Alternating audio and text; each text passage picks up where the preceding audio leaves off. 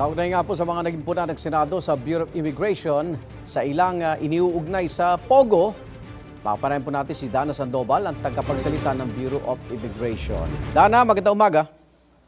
Good morning. Magandang umaga, Igan. Okay. Unahin ko lang yung hindi matukoy ba ng BI kung saan at paano nakaalis ng Pilipinas si Alice Guo? Saan po yung pagkukulang kung ba't nagtagal po yung inyo pong ginagawa investigasyon? Ang ginagawa natin, Igan, is we are contacting yung ating mga counterparts sa ibang bansa.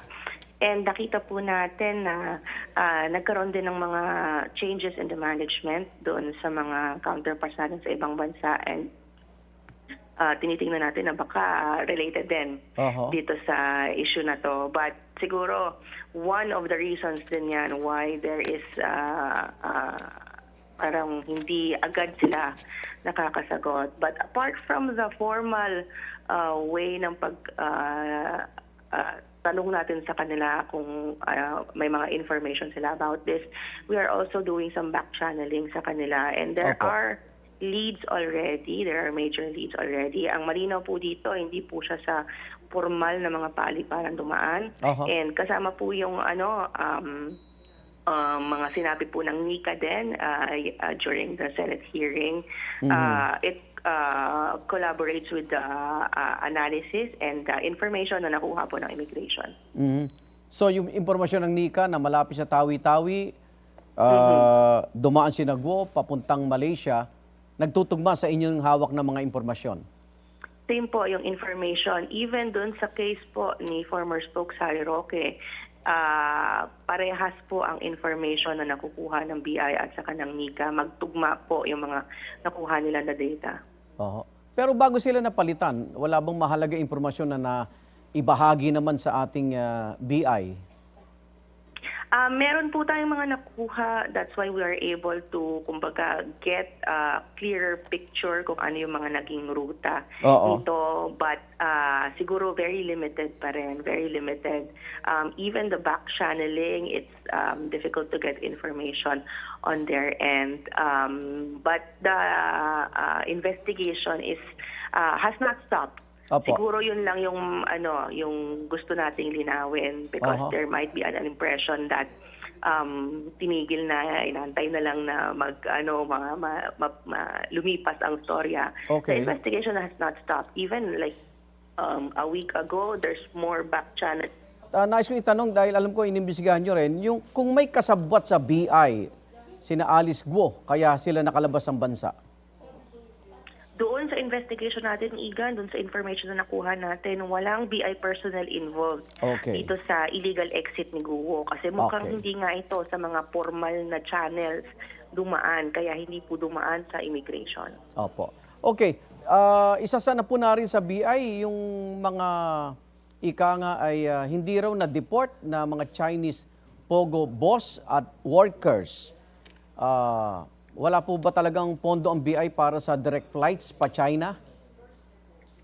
Igan, since the beginning, hindi talaga tayo ang gumagastos. Hindi talaga ang Philippine government ang gumagastos sa deportation ng mga foreign nationals in general. Sino? Ang gumagastos po for the deportation of foreign nationals ay yung deportee himself, or kung hindi po niya kayang bayaran ang ticket niya, hindi niya kayang bumili ng sarili niyang ticket, sa tulong po ng kanyang embahada. So yan po ang ginagawa natin because hindi dapat gobyerno ang gumagastos para po sa deportation itong mga ito. Tumulong ba yung embahada ng China sa pag-deport sa kanilang citizen? Paminsan-minsan po, nagbibigay po sila ng assistance dun sa deportation. I think 2 weeks ago, nagpadala po sila ng chartered flight for 90 plus Chinese nationals to be deported to China. But all the rest po of the deportees, kasi madami po yan, hindi lang po 98 yan. Kung maalala nyo po, hundreds po ang huli natin. The individuals themselves shoulder the cost for the deportation. Pero ito nga mga hindi na-deport sa una, ngayon sila pala nag-ooperate pa rin ng POGO. Dana, paano kaya yon?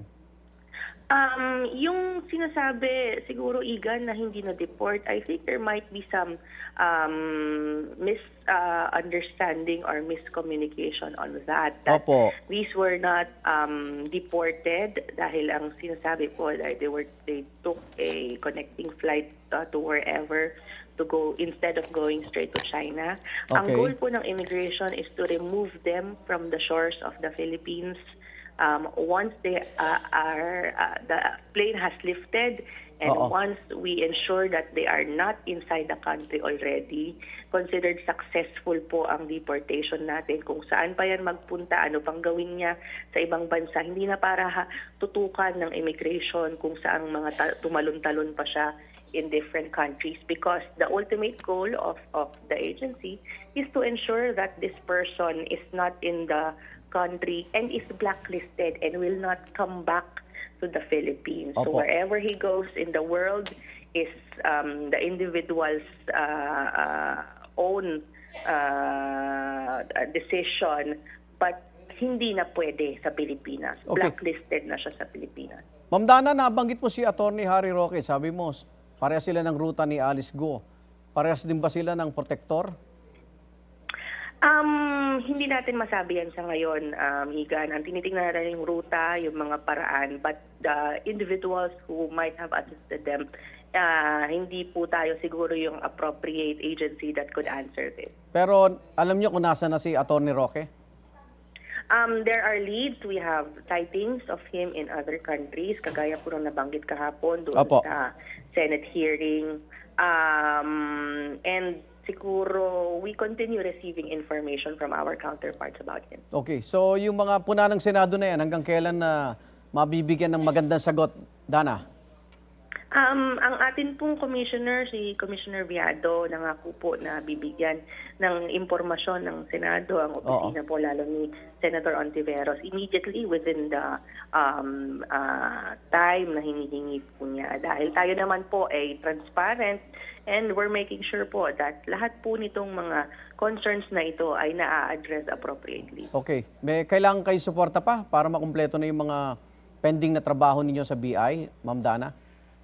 Well, actually, malaking bagay naman po yung support na nakukuha natin from local law enforcement. Okay. In terms of housing yung mga deportations, na mga deportees natin rather. Opo. Kasi hindi kaya ng ating facility inside Camp Pagundiwa. The facility can only carry 100 plus individuals. It now carries like 300 plus. So marami, mga 500 mahigit pa po yung mga iba pang deportees natin. So naka-house sila sa ating mga partner agencies like PAOK, PNP, and BI that are assisting us in the arrest of these POGO workers. Maraming salamat, Bureau of Immigration Spokesperson Dana Sandoval. Ingat! Salamat po, magandang umaga. Igan, mauna ka sa mga balita, mag-subscribe na sa GMA Integrated News sa YouTube para sa iba't ibang ulat sa ating bansa.